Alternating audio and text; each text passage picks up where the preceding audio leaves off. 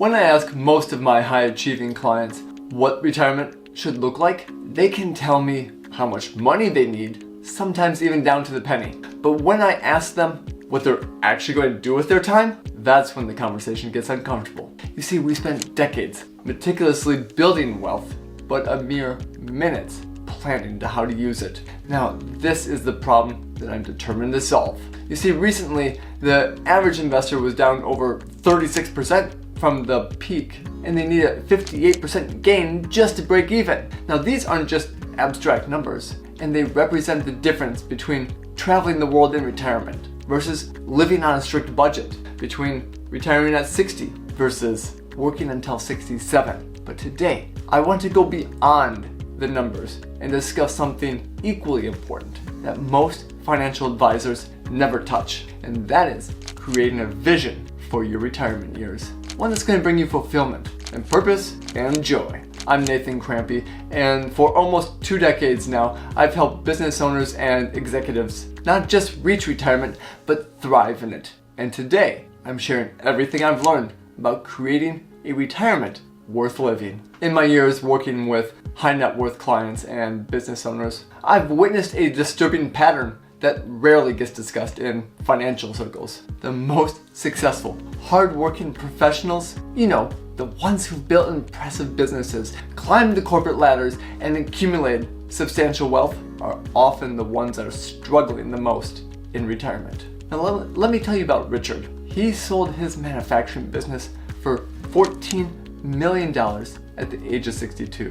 So on paper, he looks perfect. But 6 months in, you could hear the desperation in his voice. I'm bored out of my mind, and I felt like I've lost my purpose. You see, Richard isn't alone here, because research from the Institute of Economic Affairs found that retirement increases the probability of suffering from clinical depression by 40%. And another study from Harvard shows that having a purpose in life actually reduces what they call all-cause mortality, meaning that a purposeless retirement isn't just miserable, it might actually shorten your life. Why does this happen? I've identified 4 key reasons. The first one, professional identity. You see, after decades of being the boss or the expert, retirement can create an identity vacuum.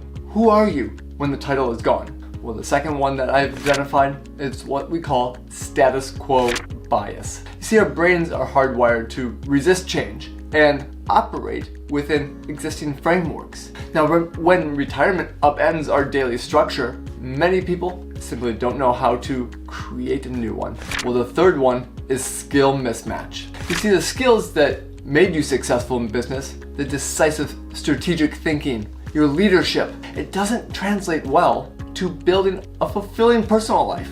Well, the fourth one then, and perhaps the most important, that many successful people simply never learned how to play. They've been focused on achievements so long that leisure feels foreign, even uncomfortable. And the result is that wealthy retirees who have everything except the one thing that money can't buy, purpose. See, that's the cost of not having a vision. The consequences of entering retirement without a clear vision extend beyond just feeling bored. Now let's examine what's really at stake here.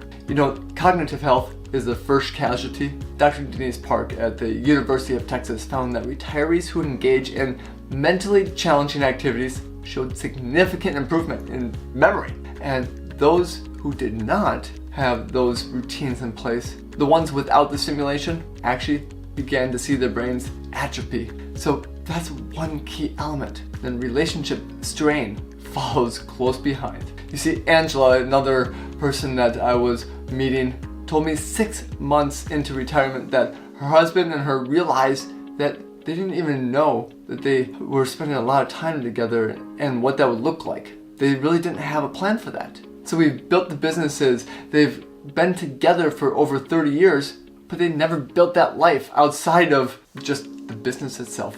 Well, then there's the financial impact. And retirees without a purpose often engage in what I call the compensation spending. So they buy things to fill the void left behind by all these activities. And one study actually found that a purposeless retirement and a purposeless retiree spends up to 30% more annually without any clear goals or activities. But the most devastating cost is time, the one resource you can never get back. And the average retirement lasts 20 years. That's over 8,000 days. And without a vision, how many of those days will simply slip away? So think about this. If you've worked 40 plus years to build financial security, doesn't it make sense to invest at least some of this time into the years that you're going to be well lived? And one of my mentors put it, a retirement without vision is just a long weekend. Now, the good news, we can create a compelling retirement vision. And it's not difficult. It's something that can happen and develop right now, today. See, there's 3 steps and 3 phases that help hundreds of people transition from successful careers to significant retirements. And the first phase is discovery, uncovering your resources and your source of meaning. So by keeping a running list of what I call the sparks, the activities, the places, the experiences that make you lose track of time, paying attention to what you naturally gravitate towards when you have free time, those are the things that really are fun. And there's 3 exercises that we can do with this. First off, design the perfect day. Describe in detail the ideal day in retirement, when you wake up to when you go to sleep. So be specific here about who you are and what you're doing, because this reveals natural inclinations. Now the second one, the regret minimization framework.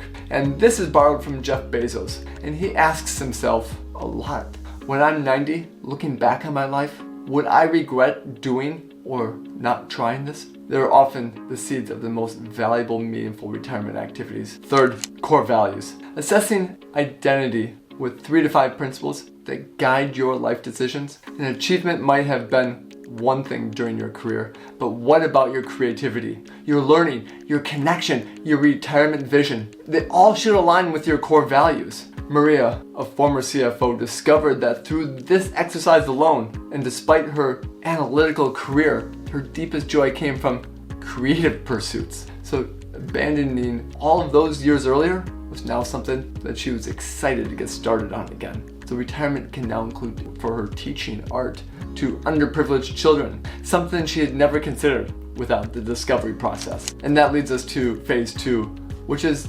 design, structuring your vision. You see, Warren Buffett said that I insist on a lot of time being spent almost every day to just sit and think. Now there's wisdom here, and it applies perfectly to retirement planning. And when you schedule time, say even sometime on a weekly basis, to develop your retirement blueprint, you can actually go through and categorize some of these items as well. So you can put them into things like health and relationships and purpose and growth. And a balanced retirement addresses all 4. Now the second thing you can do then is distinguish between being and doing. You see, the doing goals are achievements like learning Spanish or visiting 20 countries. But the being goal focuses on who you want to become, whether it's more patient, more creative, or even more connected. Both matter. The third one then is to create what I call a structural anchor, and the regular activities that provide rhythm to your week.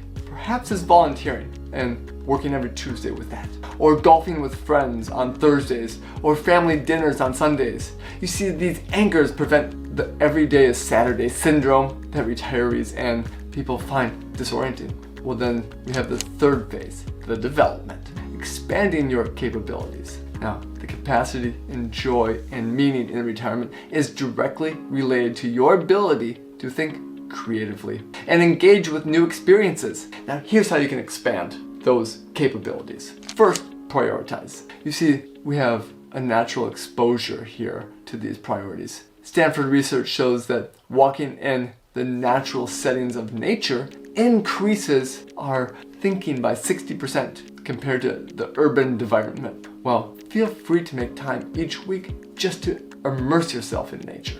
Second one then, pursuing novelty. And Dr. Lisa Feldman Barrett's research really demonstrates this, that new experiences create new neural pathways and keeping your brain young. In the first time Friday practice, where you do something you've never done before every week, potentially on Fridays, is a really good way to get started. Then we have the third, which is diversify your social circle.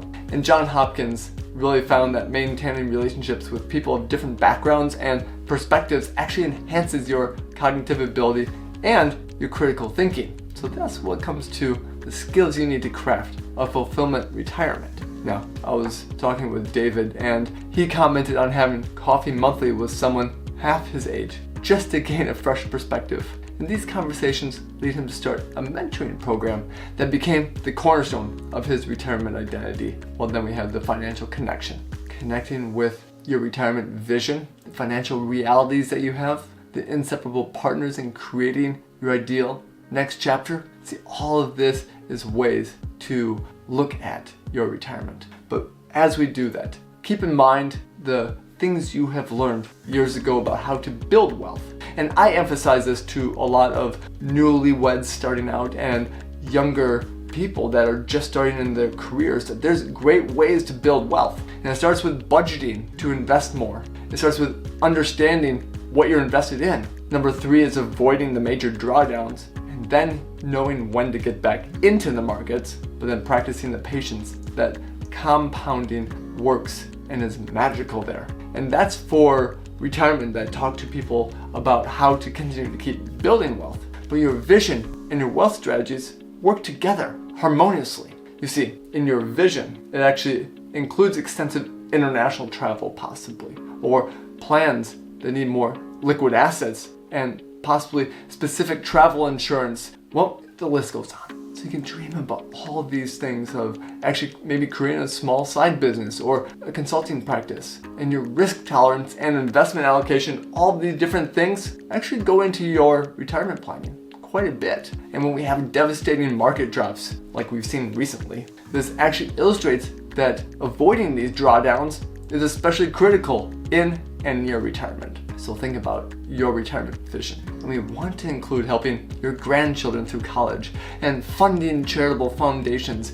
And can you afford to lose 37% of your net worth before or right in retirement? Now that's why we help our clients with protective asset strategies in turbulent times. So when we look at everything, I really am reminded about one of the people that I talked to years ago, James and Patricia, and they were about 63 years old. They had $2.2 million that they were coming into retirement with, and their vision that what they were going to do was that they wanted to purchase a second home in Florida and then establish some college funds for their 5 grandchildren. But they were invested into growth stocks when the market crashed coming into 2020. So their portfolio dropped to 1.6 million in just a couple weeks. And suddenly their retirement vision required painful compromise. Could they still retire? Should they buy that second home? Should they fund the college funds for their children and grandchildren?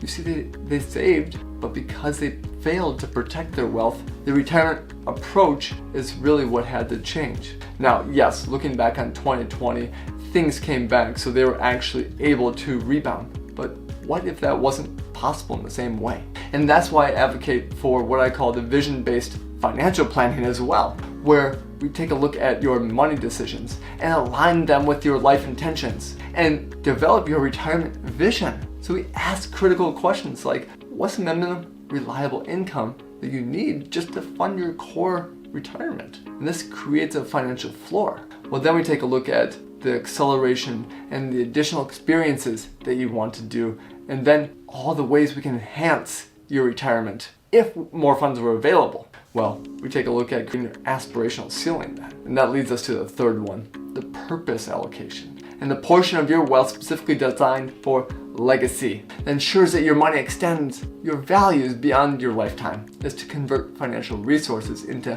meaningful experiences and ones that impact not only you, but the ones you care about.